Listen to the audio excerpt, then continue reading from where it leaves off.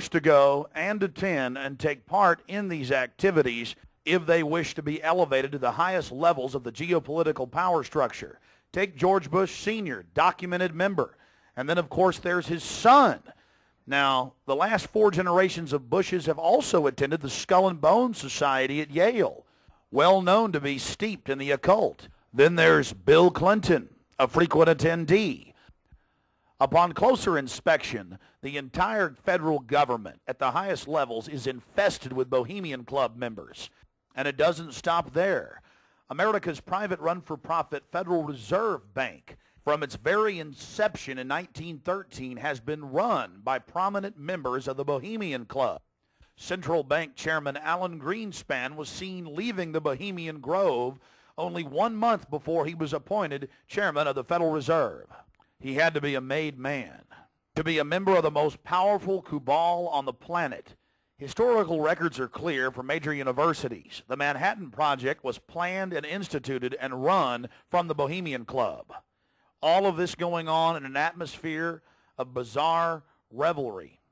You're looking at an illustration from a November 1989 issue of Spy magazine. Spy goes undercover with Henry Kissinger, Merv Griffin, and William F. Buckley Jr. The story was clearly a shill, meant to misdirect the intensifying media coverage that the Grove was getting in the late 1980s.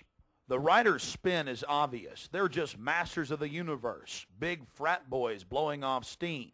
We'll get back to this article later, because you can clearly see that the mantra in the spin story has been picked up as a front by all the local media.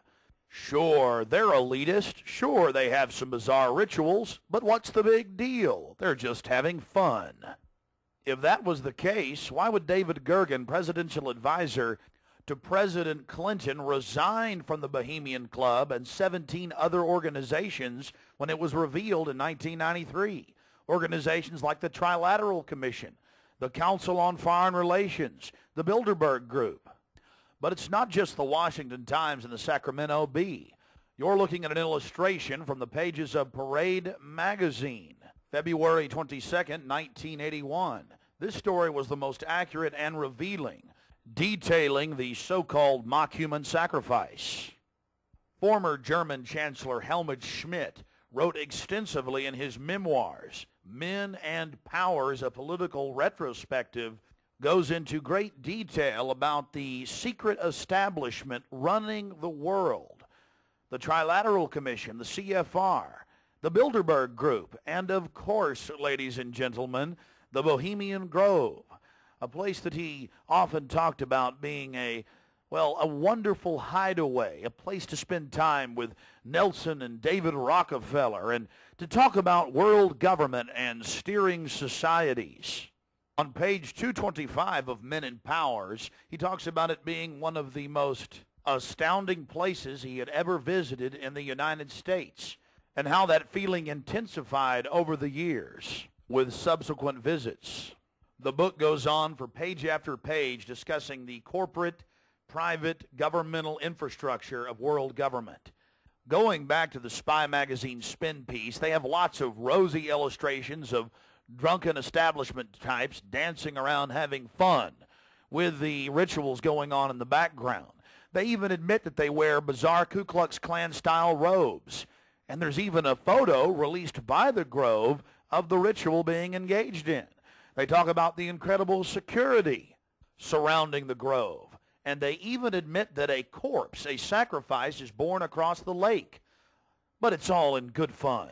We did massive research on the occult. And one of the libraries we visited was that of Professor Tex Mars of Aeronautics. He also has written literally dozens of books on the occult. His library was very revealing about the obsession of elitists throughout history with the occult. Front group after front group to conceal and really subvert. But behind all of these groups, there is a small cadre or elite, a core. And what you have done, I think, with the Bohemian Grove is you have exposed one of the premier organizations of the whole New World Order arrangement, you might say. Of course, we can go back in history, all the way back to ancient Egypt, Babylon, or Greece, Rome, And I think you're going to see sort of the roots of the Bohemian Grove, but particularly in the Illuminati era, originating during the French Revolutionary days. You know, there we had the actual order of the Illuminati with Adam Weishaupt and all of his evil philosophers, let's just call them, Voltaire and the others. And that has come up all the way to today. Hitler, of course, was a Bohemian. I think it's more Babylon mystery religion. All of the elements are there. Of course, even the owl is a symbol of ancient mystery Babylon. The owl was worshipped by the ancient Egyptians and by the Babylonians. And it's interesting to me that many of the members of the Bohemian Grove have in their homes, as I understand it, small figurines of owls. And I believe they actually worship those owls as a symbol of the deity, the great goddess of Babylon. And of course, here again, we have the counterfeit of Christ's sacrifice on the cross. I think all of those things, there had to be, in my belief, an occultist, a deep occultist, who designed each of the elements of this ceremony. It wasn't just a bunch of guys sit together at a bar and said, hey, let's have a good time, the cremation of care, and why don't we do this or that. I believe it was purposely designed, each element in its turn, for what they did. No doubt about it.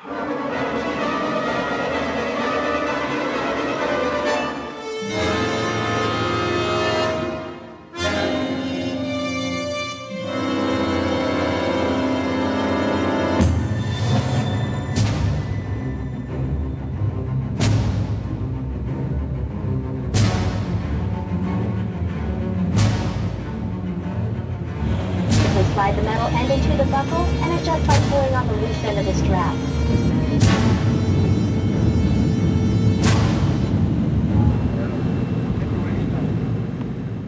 After landing in San Francisco at the International Airport, we traveled through the city, across the Golden Gate Bridge, into deeper Northern California. Northern California, home to the giant Sequoia redwoods. From there north to Santa Rosa, going west on Highway 12. The gateway to Bohemian Grove.